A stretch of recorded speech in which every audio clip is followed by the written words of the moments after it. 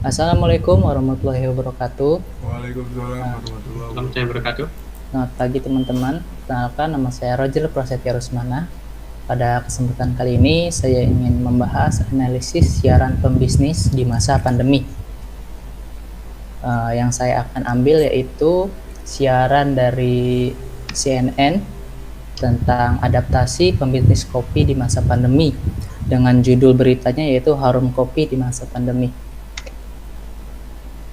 Pembisnis kopi tak hanya menjual kopi yang tanpa perlu menyediakan tempat untuk berinteraksi sosial, yaitu dengan cara e-commerce. Namun ada juga yang menyediakan tempat untuk bersosialisasi, yaitu seperti kafe.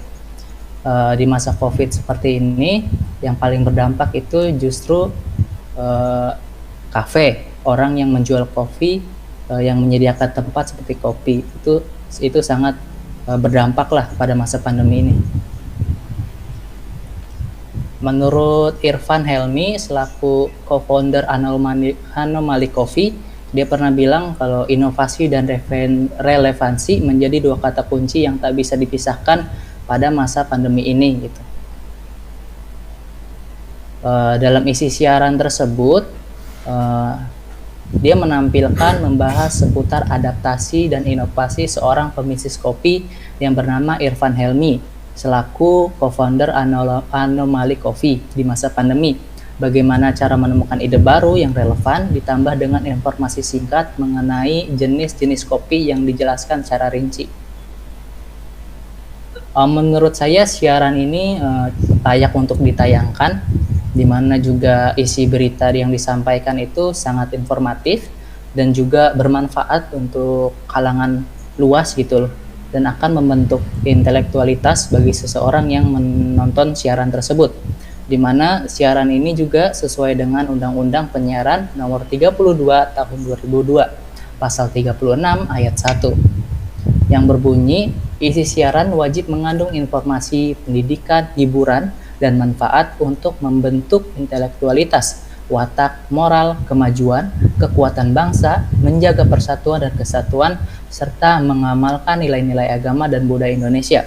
Di mana di siaran tersebut juga dia kayak mengenalkan jenis-jenis kopi yang khas Indonesia gitu loh, dan cara mengolahnya itu dia dikenalkan secara rinci dari tahap 1 sampai tahap terakhir, di mana isi siaran tersebut jelas informasi, di mana juga di selang-selang siaran tersebut ada hiburan-hiburan seperti fakta menarik bahwa si co-founder ini sempat kesusahan di masa pandemi dan dia juga sempat-sempatnya untuk berusaha menginovasi si kopinya ini, gimana sih biar kopi tersebut dapat dijual secara laris walaupun pada pandemi tersebut itu susah banget tuh untuk menarik pelanggan yang datang ke kafenya dia.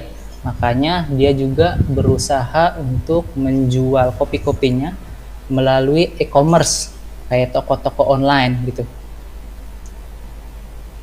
Dan sekian, kalau ada yang bisa ditanyakan boleh. Ya, Selanjutnya. mungkin saya ingin bertanya juga mengenai isi siaran. Tadi kan sudah diberikan contoh mengenai isi siaran tentang penjual pebisnis kopi ya, yang mana siaran tersebut juga dikatakan layak dan sesuai dengan undang-undang yang berlaku. Saya ingin bertanya, kalau contoh dari isi-isi siaran yang tidak layak tayang tuh yang seperti apa sih gitu? Mungkin ada pelanggaran-pelanggaran dilakukan oleh siaran tersebut yang menjadikan siaran tersebut tidak layak tuh yang seperti apa? Untuk isi doang kan ya, isi siarannya kan. Iya, isi. Isi siaran yang tidak pantas layak itu, yang tidak layak dipublikasi itu, yang tidak sesuai dengan Undang-Undang Penyiaran Nomor 32 Tahun 2002, di mana di pasal 36 di situ udah menjelaskan isi siaran yang layak gitu, di mana berinformatif, terus juga mengandung moral, watak, kemajuan suatu bangsa, terus juga menonjolkan kebudayaan suatu negara. Nah, kalau misalkan yang tidak sesuai itu misalkan kayak yang jelaslah kayak menunjukkan sara, kalau ada isi siaran yang menunjukkan sara atau berita-berita bohong lah gitu loh. Kayak misalkan ada pornografi juga, itu tidak layak untuk dipublikasikan gitu loh. Dimana keterangan tersebut juga lengkap tertulis di Undang-Undang Penyiaran Nomor 32 Tahun 2002 begitu. Contohnya gini deh, contoh kasus siarannya misalkan ada siaran yang hanya gosip gitu loh. Terus itu hanya bukan isi beritanya tuh belum tentu kebenarannya itu belum terjelaskan, tapi udah disiarkan, itu sebenarnya tidak layak untuk ditayangkan gitu. Baik, terima kasih atas jawabannya Reza. Oke, mungkin sekian saja presentasi dari saya, kurang lebihnya mohon maaf.